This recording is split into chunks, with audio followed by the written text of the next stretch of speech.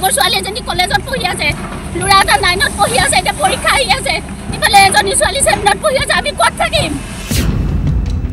উৰিয়ামঘাটৰ ৰেংমা সংৰক্ষিত বনাঞ্চলৰ ভূমিত আজিৰে পৰা পুনৰ চলিল প্ৰশাসনৰ বুলডোজাৰ।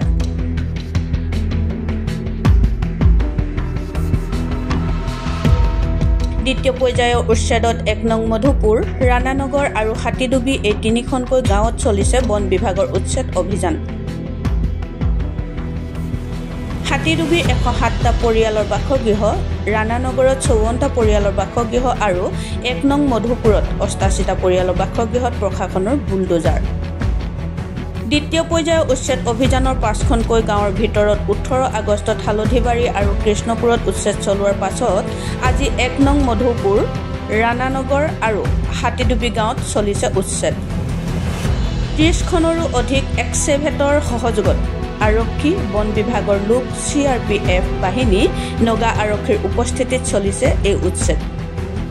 5ৰো অধিক মাদ্ৰাছা আৰু মছজিদত চলিব এই উচ্ছেদ। হয়, মোৰ বহুত দুখ আছে। আজি অসম চৰকাৰে অসমীয়া মানুহৰ ওপৰত অত্যাচাৰ কৰি আছে। আমি অসমীয়া হয়, কিন্তু ধৰ্ম কিন্তু একেটা হ'ব পাৰে, কিন্তু আমি আমাৰ পূৰ্বপুৰুষ অসমীয়া আছিল, অসমীয়া হয়। আমি অসমীয়াৰ পৰা আমি লাচিতৰ লগত আমাৰ পূৰ্বপুৰুষ অসম ৰক্ষা কৰিছিলে। আজি আমাক এই দিন দেখাইছে, আজি আমাৰ মামাই। আজি ক'বলৈ একো মোৰ মনৰ পৰা নাহে। সন্দেহযুক্তি আমাক কি প্ৰুফ লাগে, আমাক কি প্ৰুফ দিব লাগে? মামাই খোজক, আমি দিম, আছো সাজি। আমাক সন্দেহযুক্তি সাজি দিছে। মামাই যদি আমাক চেক কৰিব আহে, আমাৰ পূৰ্বপুৰুষৰ কি ডকুমেণ্টছ লাগে, কি লাগে, আমি চব দিম। কিমান 100 বছৰ ডকুমেণ্টছ লাগে, 500 বছৰ ডকুমেণ্টছ, 300-200 বছৰ পুৰণি ডকুমেণ্টছ লাগে, আমি ওলাই দিম। এতিয়াও আছে আমাৰ ডকুমেণ্টছ।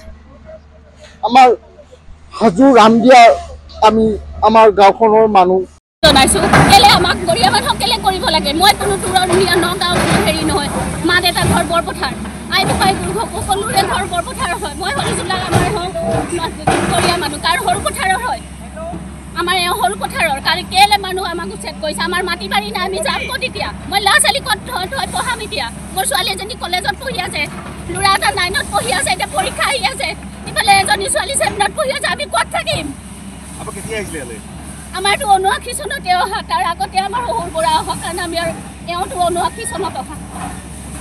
কাৰণ কেলে আজি আমাৰ এইখিনি কৰিছে? পুৰণা মানুহ কোনো আমি নতুন কি ক'ম? আমাক সংস্থাপন লাগিব, আমাক সংস্থাপন লাগিবই। আমি কাৰণ মিয়া মানুহ নহয়, আমি নগাঁও যাবলৈ। ক'ত যাব? মই ইয়াতে থাকিম। কেলে যাম? মই কিবা মিয়া নেকি? মই যাম পলাই পিনাই, মই ইয়াতে থাকিম। কাৰণ ঘৰ কেলে ভাঙিব? মই নটিচ দিয়াৰ পিছত জাননী নিদিয়াকে কেলে ভাঙিব? আজি মিয়া মানুহৰ ঘৰ ভাঙিছে, আমি গৰীয়া মানুহৰ নেভাঙো, জোলা মানুহৰ নেভাঙো, মৰিয়া মানুহৰ নেভাঙো, কৈ পিনে কেলে ভাঙিছে? আজি আপোনাক নটিচ দিয়া নাছিল নেকি? নটিচ দি ঘূৰাই নিছে।